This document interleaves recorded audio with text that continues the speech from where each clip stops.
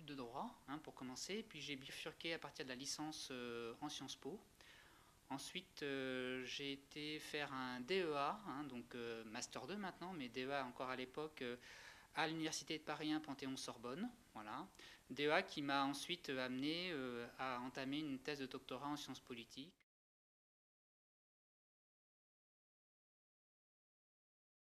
J'ai travaillé sur l'institution préfectorale en France sous la Troisième République, en gros 1880-1940. Voilà. C'était une thèse de socio-histoire du politique. J'étais en DEA avec mon directeur de mémoire à l'époque, et on a commencé à réfléchir à un sujet de thèse, et là j'avais commencé à regarder, à travailler sur la fonction préfectorale, observer ce qui s'y passait, et puis je me suis rendu compte qu'il y avait peu de travaux en fait. Paradoxalement, c'est une institution dont on parlait beaucoup. Le préfet, c'est une figure très connue dans l'État français, en France, mais il y avait peu de travaux, et petit à petit, le sujet s'est formalisé, développé. Les premières années sont des années de tâtonnement, en fait, problématiques. On ne sait pas trop ce qu'on cherche, on a des difficultés entre les sujets, et puis après 3-4 ans, en fait, je me suis rendu compte que voilà, j'ai pu formaliser véritablement ma problématique, et ça y est, j'avais un questionnement précis et j'ai pu vraiment entrer dans ma thèse et dans mon travail de thèse. La thèse, c'est un moment relativement compliqué, c'est-à-dire qu'en fait, c'est un travail déjà très solitaire, c'est-à-dire que pendant des années, en fait, on est quand même seul devant sa recherche, devant son travail, même si on est encadré dans un laboratoire d'accueil, on a un directeur de thèse, etc. Mais quand même, il y a des périodes extrêmement pénibles, de solitude, de doute, surtout beaucoup de doutes, sur lesquels on se dit, bon, je vais arrêter la thèse, est-ce que je continue, des impasses parfois. Donc c'est vraiment c'est un travail. C'est un peu banal ce que je dis, mais de remise en question perpétuelle en fait. J'ai pratiquement 8 ans de thèse, donc c'est long, mais ça m'a beaucoup enrichi en maturité, en réflexion, etc.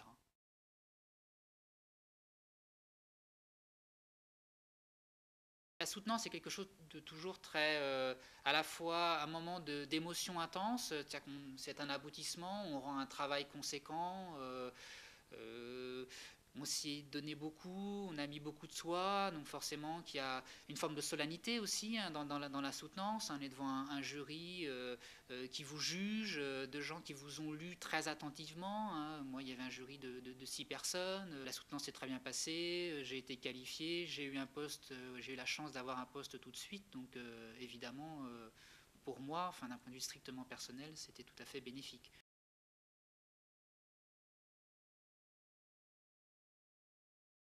J'ai été recruté à Sciences Po en septembre 2010, voilà, et j'enseigne donc à Sciences Po depuis 1 an et demi maintenant. J'enseigne dans tous les domaines de la science politique.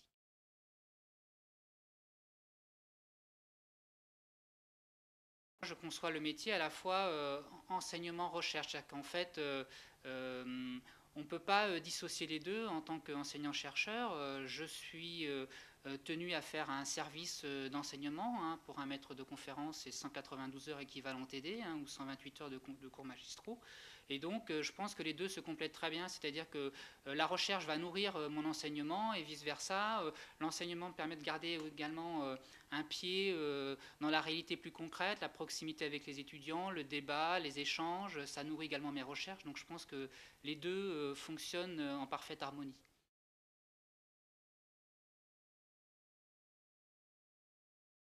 Je suis en train de publier ma thèse, donc c'est un gros travail de reformatage de la thèse, parce qu'on part d'une thèse qui fait plus de 1000 pages et donc il faut la reformater dans une version publiable. Donc je continue également à participer à un certain nombre de colloques, et puis j'entame un nouveau terrain de recherche sur la présidence de la République et sur le métier, entre guillemets, sur la fonction de président de la République à travers les archives de Valéry Giscard d'Estaing. Si évidemment on s'emploie à faire de la recherche, ça prend beaucoup de temps. Moi, entre guillemets, je suis au départ un socio-historien, donc je travaille beaucoup sur archives.